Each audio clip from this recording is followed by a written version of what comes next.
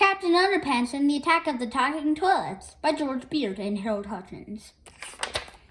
Captain Underpants and the Attack of the Talking Toilets. Story by George Beard. Pictures by Harold Hutchins. One day at school, everything was pretty normal. The lunch ladies were serving toasted rashed sandwiches. What? The principal was yelling, blah, blah, blah. And the gym teacher was being mean to everybody. My grandma can run faster than you guys. Then a UFO appeared. It zapped the school with an evil ray. The ray made all the toilets come to life. It made them evil, too. Ba, ba, ba, ba. The toilets were hungry. Yum, yum, eat 'em up. So they ate the gym teacher. Hooray! Help! The toilets just scratched somebody's car and ate up the gym teacher. Lord have mercy! Was it my car? This looks like a job for crash. Captain Underpants! Captain Underpants ran to the storage room. Yum, yum, eat 'em up. Dut, dut, dut. Storage room. He found a bunch of plungers. This will do the trick. He put them in the toilets. Their mouths got stuck. Tra-la-la! Hooray for Captain Underpants! Now to stop the evil UFO. Captain Underpants went outside and saw the UFO. It opened up. Click. And out jumped the Turbo Toilet 2000. I'll flush you! They had a big fight. Captain Underpants was faster than a speeding waistband. Crunch. Zip. More powerful than boxer shorts. Cut. Kick. Tra-la-la. And able to leap tall buildings without getting edgy. Da-da-da-da. Hoop. Captain Underpants snuck up behind the Turbo Toilet 2000 and gave him a wedgie. Wedgie power! Ouchie. Then he hung the TT2000 on a stop sign and pulled back hard. Stretch! Then he let go. Ta-one! Kaboom! The spaceship blew up, and all the toilets returned to normal. Hooray! Even the gym teacher escaped. Oh, man. The end. Chapter 10. A Big Mistake. George and Harold sat together in the detention room. Reading through their newest comic book and beaming proudly. We've got to go to the office and make copies of this, said George, so we can sell them on the playground tomorrow. We can't, said Harold. Don't you remember? Mr. Krupp said he'd suspend us if he caught us leaving this room. Then we won't let him catch us, said George. George and Harold sneaked out of the room quietly and crawled down the hall to the office. Uh-oh, said Harold. There's a bunch of teachers in there. We'll never get to use the copy machine. Said George. Are there any other copy machines in this school? How about the one Melvin had in the gym? Asked Harold. Oh, yeah, said George. George and Harold crept over to the gym and found the Patsy 2000. I wonder if this machine still makes copies, said Harold. Melvin did say that he had made some adjustments to it. Oh, he probably just crammed a mouse in there to fool us, said George. It's the oldest trick in the book. I'm sure the machine still makes regular copies. George placed the cover of their new comic book face down on the glass screen and pressed start. Patsy 2000. Patsy 2000. All at once, the lights in the whole school dimmed, and the Patsy 2000 began to shake and clunk around wildly.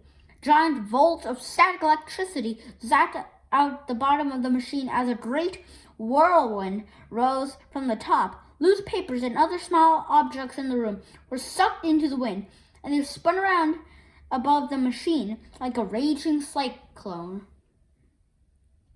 I don't think it's supposed to do this, shouted George over the horrible noise.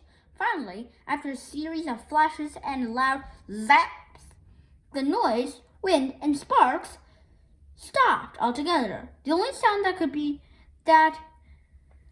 be heard was of something groaning and clawing about inside the bloated, battered frame of the Patsy 2000.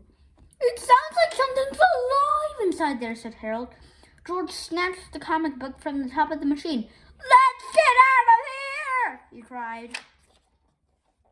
Just then, a small ding was heard, and a full-size, shiny white toilet emerged from the side of the Patsy 2000. Its teeth were sharp and jagged, and its angry eyeballs glowed with red, swirling veins. Yum, yum, eat 'em up, cried the evil toilet. Almost immediately, another talking toilet emerged, followed by another, and another, and another. Yum, yum, eat 'em up, they cried. Oh no! Melvin was right! The photonic transcendabulating yet photonic zenzictomizer really does create living, breathing, three-dimensional copies of two-dimensional images, Harold cried convulsively. I've got an idea, said George. What? Asked Harold. Run! Cried George. Chapter 11. The Invention, Convention, Detention, Suspension. George and Harold screeched and ran out the gym door, closing it tightly behind them. Aha! Yelled Mr. Krupp, who was coming down the hall. You boys left the detention room. You know what that means, don't you? It wasn't our fault, cried Harold. Too bad, Mr. Krupp shouted with delight. You boys are officially suspended. Wait, cried George. You've got to listen. Behind this door is an army of evil, vicious thoughts. I don't have to listen to you boys ever again, laughed Mr. Krupp. Now get your stuff and get out of the school. But, Harold stammered, you don't understand. Get out! Mr. Krupp screamed to their George and Harold groaned and walked to their lockers to collect their stuff. Gosh, said Harold, in one day we've gotten a detention, a suspension, and we've created an army of evil talking toilets who want to take over the world. That's a pretty bad day, even by our standards. Oh well, said Harold, I just hope things don't get any worse. Chapter 12. Things get worse. Word spread quickly throughout the office that George and Harold had been suspended. The teachers rushed out to cheer and laugh at the two boys. You're in big trouble now, chuckled Miss Anthrope. I can't wait to call your parents and tell them the news. Let's take the desks outside and chop them up, cried Miss Ribble. Let's throw a party in the gym, shouted Mr. Meaner. No, cried George. Whatever you do, don't open the door to the gym. We can do whatever we like, snarled Mr. Meaner as he dashed over to the gymnasium door. Look, I'm opening the door. He quickly opened the gym door. Now, I'm closing the door, he said. Now I'm opening the door again, and now I'm... An evil toilet has snuck its mouth through the door, snapped Mr. Meaner up, and swallowed him whole. The talking toilet then pushed their way through the open gymnasium doors and spilled out into the hallway. Yum, yum, eat 'em up, the toilet bellowed. Yum, yum, eat 'em up. Snap! The teachers couldn't believe their eyes. They screamed and ran for their lives. Only Mr. Krupp, Miss Ribble, George, and Harold remained, frozen in fear. They watched, paralyzed, as the talking toilets came nearer and nearer. Finally, Miss Ribble pointed at the toilets and snapped her fingers. Snap! Go away! She cried. Go away this minute! But the toilets didn't listen. They moved closer and closer. Finally, Miss Ribble turned and ran. Mr. Krupp, however, just stood there in a daze. George and Harold looked up at him. Uh-oh, said Harold. Did she just snap her fingers? Yep, said George. Now we're really in trouble.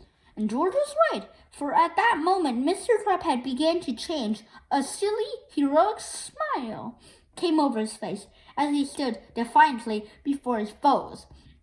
I'll put a stop to you vile villains, he said fearlessly. But first, I need some supplies. Mr. Crab turned and dashed to his office. George and Harold ran after him. "Why did Miss Rubble just snap her fingers?" cried Harold. "Why?" "Never mind that," cried George. "Mr. Crab is turning into Captain Underpants. We've got to pour water over his head before it's too late."